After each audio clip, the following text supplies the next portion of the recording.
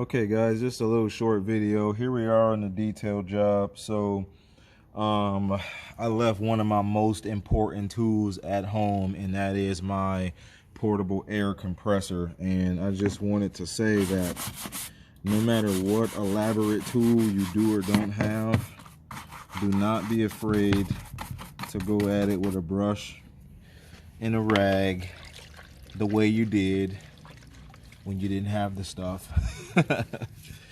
But yeah, this is just a quick process on how I get some of the detail job done. I let these little areas pre-soak just a little bit.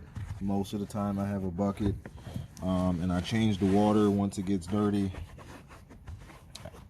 because on windy days I don't really like spraying chemicals because they spray all over the place and they spray right in my face, and I don't really like that all the time. So the bucket and stuff has worked well for me. I clean this little rubber right here around the door. Even though this doesn't always clean, it just looks the same really. And then we have areas like this.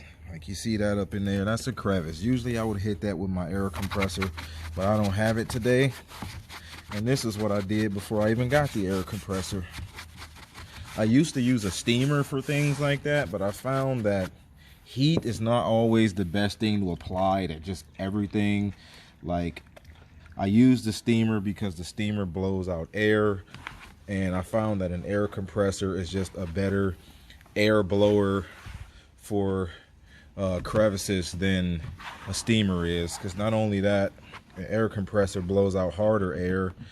It doesn't require you to watch out for overheating any surfaces and discoloring them. It's just all around a little bit more.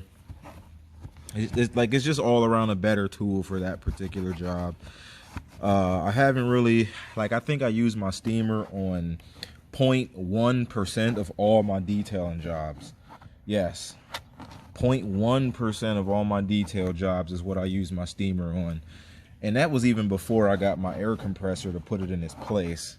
I stopped using it because it took up too much space, and it took too much of a process to set up for what little it benefits me over just getting straight to the point and doing it by hand.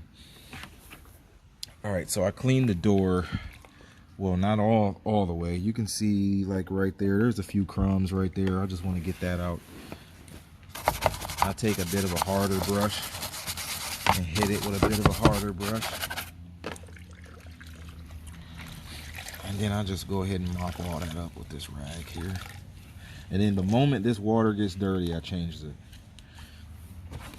I do not clean with dirty water. It's just really not my kind of thing. All right, so usually I clean the door jambs, but I like doing this last because the door jambs usually hold so much dirt to where it makes my water dirty too fast. So I clean the door jambs last and get as much out of that bucket of water as I possibly can before I over dirty it way too quickly. But on top of that, I might end up changing it at least 2 times before I get there anyway. I just still would prefer to do those all last. And sometimes I switch it up, I never do the same process every time. It just all depends on what the job calls for. That's why I don't really like to make a lot of videos on my detail process, because it's always a different process. A family car takes a bit of a different process than a work car. A Jeep takes a bit of a different process than a Lincoln of some sort. It all depends really. Oh, and then areas like this. What I do with areas like this is I take my brush, I soak my brush, and I just wet that on down. And I just let that soak for a while, and I get back to it. And then these cup holders, there's a penny in there.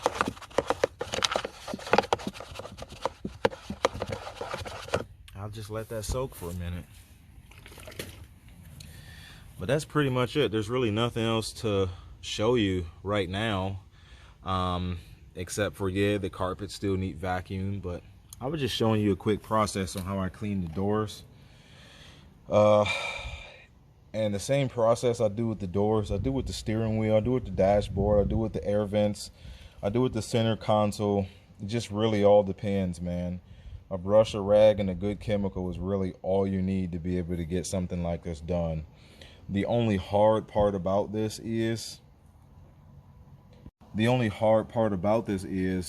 it takes a lot of patience, and you have to know what you're doing before you do it so that you can do it faster. So as I'm working on these doors, I automatically know what area I'm gonna hit next, because I've worked on pretty much every car more than once, enough to know where everything is in every car. Like, I know where everything is in this car. I know how big everything is in this car, how small everything is, what grade of fiber the carpets are, because I've cleaned too many of these. So it's just already in my head how I'm going to attack this. So the best way to do detailing better and faster is to just do it more often and try to figure out processes as you go, instead of just doing the job, because it's always going to take you long unless you figure out a method of attack before you mix the first chemical, before you pull out the first rag. You need to already have a method of attack. But I hope you guys have a good day. I hope this can help you out in your cleaning or detail business. In Jesus' name, amen.